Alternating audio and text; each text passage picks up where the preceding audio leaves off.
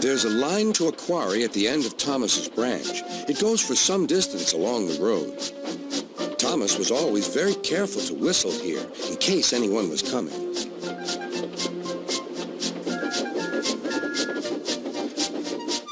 Early one morning, a large policeman was sitting close to the line. Thomas liked Policeman. He had been a great friend of the officer who had just retired. Beep, beep, he whistled. Good morning. Thomas expected that the new officer would be friendly too, but he was sorry to see that he didn't look friendly at all. He was red in the face and very cross. Disgraceful, he spluttered. I didn't sleep a wink last night. It was so quiet, and now engines come whistling suddenly behind me. I'm sorry, sir, said Thomas. I only said good morning. The policeman pointed to Thomas. Where's your cowcatcher? He asked. But I don't catch cows, sir. Don't be funny, snapped the policeman. He looked at Thomas's wheels. No side plates either. And he wrote in his notebook. Engines going on public roads must have their wheels covered and a cowcatcher in front to protect people and animals from being dragged under the wheels if they stray onto the line. You haven't, so you are dangerous. Rubbish, said Thomas's driver. We've been along here hundreds of times and never had an accident. That makes it worse, the policeman answered. He wrote regular lawbreaker in his book. Thomas puffed sadly away.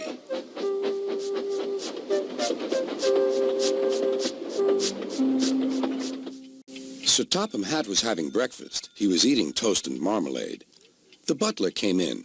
Excuse me, sir. You're wanted on the telephone. Bother that telephone, said Sir Topham Hatt. I'm sorry, my dear, he said to his wife. Thomas is in trouble with the police, and I must go at once. At the station, Thomas's driver told Sir Topham Hatt what had happened. Dangerous to the public, indeed. We'll see about that. Sir Topham Hatt spoke to the policeman. But however much he argued with him, it was no good. The law is the law, he said, and we can't change it. Sir Topham Hatt felt exhausted. I'm sorry, driver, he said. It's no use arguing with policemen. We will have to make those cowcatcher things for Thomas, I suppose.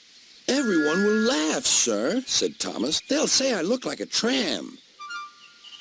Sir Topham Hatt stared. Then he laughed.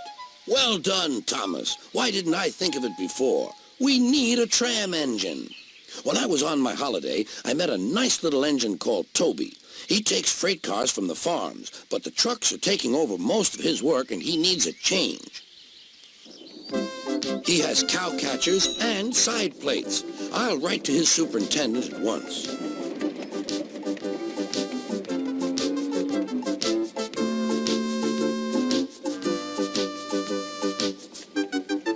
A few days later, Toby arrived.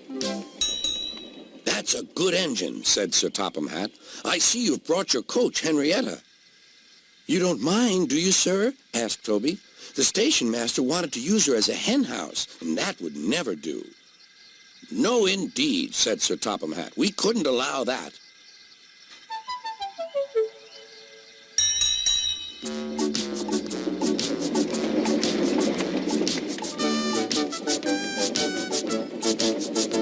Toby made the silly cars behave even better than Thomas did.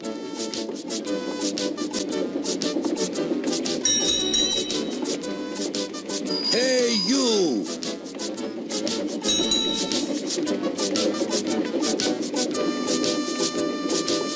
At first, Thomas was jealous, but he was so pleased when Toby rang his bell and frightened the policeman. They've been firm friends ever since.